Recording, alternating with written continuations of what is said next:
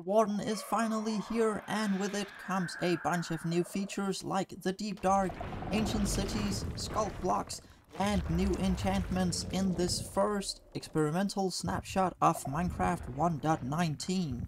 We'll be taking a look at all these new features in this video, so if you end up enjoying the video, please consider subscribing to help a small YouTuber grow. I will keep updating you guys on all new snapshots in the future as well. First up is the Deep Dark, which is actually a whole new biome found at the deepest parts of the world. You do have to travel relatively far from spawn to find it, but when you get there, there's a lot of stuff to explore. As you can see here, the Deep Dark can blend with other biomes and structures, just like this mix of Dripstone Cave, Deep Dark, and Mineshaft. In the Deep Dark, you will find all of the new Sculk Blocks, as well as a whole new structure called Ancient Cities. Down here, no other mobs than the Warden will spawn, as other mobs would trigger the Warden, but more about that later in the video. The Ancient Cities are really huge structures stretching in multiple directions, with multiple small structures scattered around the whole place. The corridors and walkways of the cities are covered with wool, which makes you less noisy, hinting that some sort of ancient civilization once lived down here, hiding from the Warden. The whole place is centered around this structure in the middle, with a square made from reinforced deep slate. These blocks are not obtainable in survival, but they can be moved with pistons. What the point is with these blocks are unknown, but they are completely blast resistant. Some say that they might function as a new portal, which is kinda confirmed by some of the smaller structures being called small portal. Question is if we'll ever be able to even open these ancient portals, if they indeed are portals. But I'm guessing that they will have some sort of use, otherwise it seems like a weird addition to the game.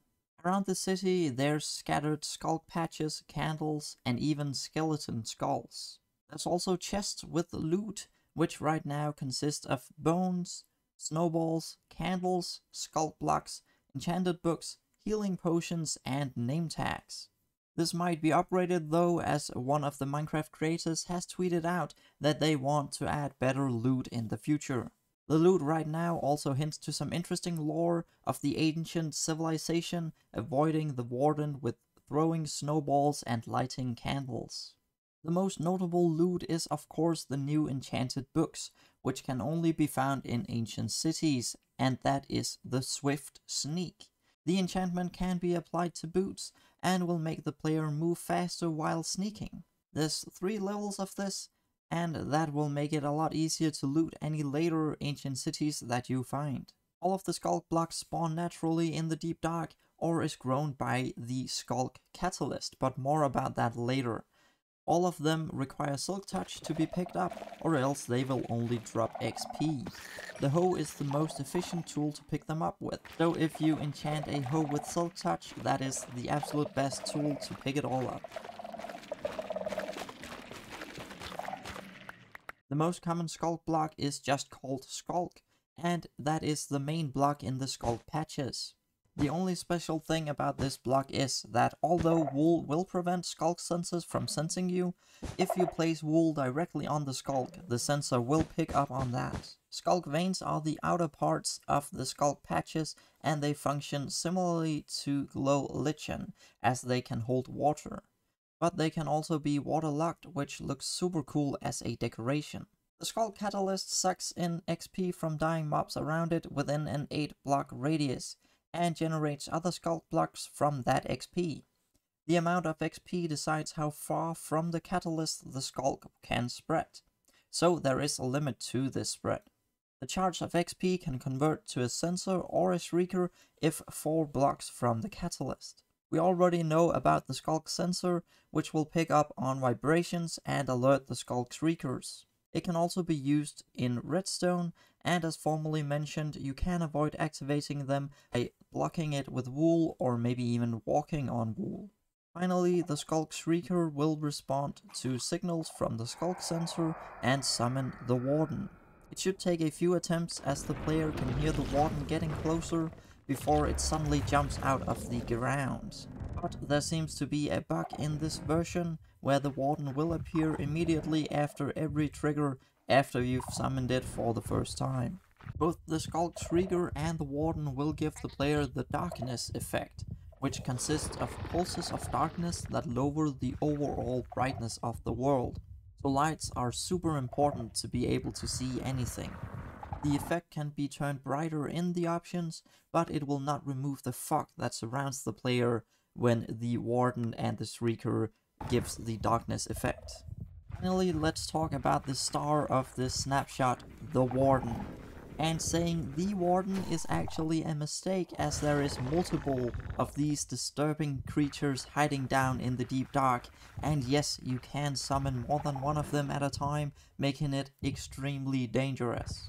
They use vibrations to find the player, just like the Sculk sensor, and if there's no vibrations, it can actually sniff out the players if they are close enough.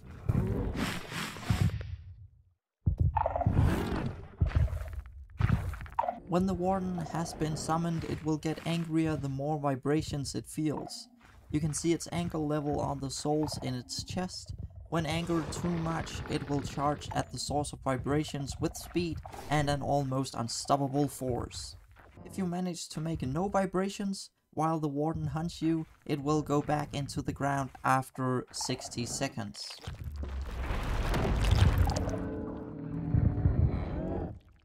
You can also distract the Warden by throwing projectiles like snowballs or shooting arrows around it. But if you throw or shoot again before 5 seconds has gone by, the Warden will detect the shooter and not the projectile itself.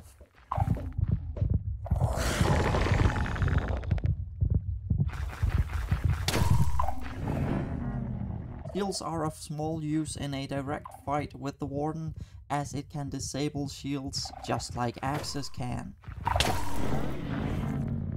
As of now, the Warden doesn't drop any loot when killed, probably because Mojang doesn't want you to kill it. The whole point is for the player to avoid this monster at any cost.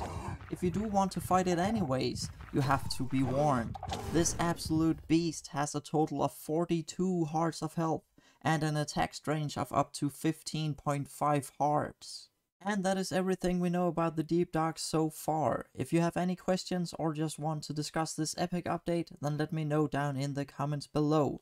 And with that, I hope you enjoyed this update video. If you did, then please do leave a like and subscribe if you're new to the channel.